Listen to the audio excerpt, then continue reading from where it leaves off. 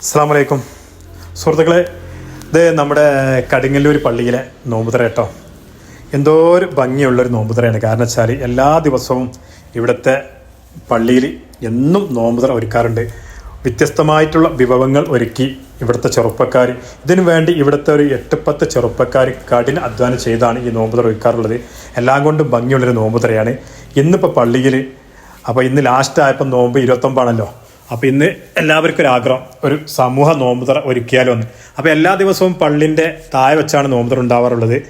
ഇപ്പോൾ ഇന്ന് പള്ളിയുടെ മുകളിൽ വെച്ച് എല്ലാവരും ഒരുമിച്ചിരുന്ന് വളരെ സന്തോഷമായിട്ട് ഒരു നോമ്പുതറ ഒരുക്കി.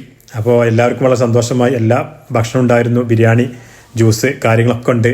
അപ്പോൾ നമ്മളെ ഉസ്താദിന് നേതൃത്വം കൊടുത്ത്, അതുപോലെ മഹലിലെ കാരണവന്മാർ അതിന് നേതൃത്വം കൊടുത്തു. അപ്പോൾ അങ്ങനെ പരസ്പരം എല്ലാവരും സന്തോഷത്തോടു കൂടി നോമ്പുതറയൊക്കെ കഴിഞ്ഞു.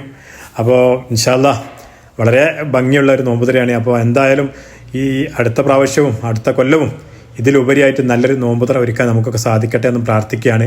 അപ്പം എന്തായാലും നമ്മളൊക്കെ നാളത്തെ ചെറിയ പെരുന്നാളിൻ്റെ ഒരുക്കത്തിലാണ്. അപ്പോൾ ഈ ഒരു നോമ്പുതറ കഴിഞ്ഞ് നമ്മളെ ഉസ്താദ് നിസ്കാരത്തിന് നേതൃത്വം കൊടുത്തു. മഗ്‌രിബ് നിസ്കാരം അപ്പോൾ താഴെ നടക്കുന്നുണ്ട്. അപ്പോൾ എല്ലാവരും പെട്ടെന്ന് ഭക്ഷണമൊക്കെ കഴിച്ച് നിസ്കാരത്തിൽ തയ്യാറെടുപ്പാണ്. അപ്പോൾ എന്തായാലും എല്ലാം കൊണ്ടും ഉഷാറായ നോമ്പുതറ.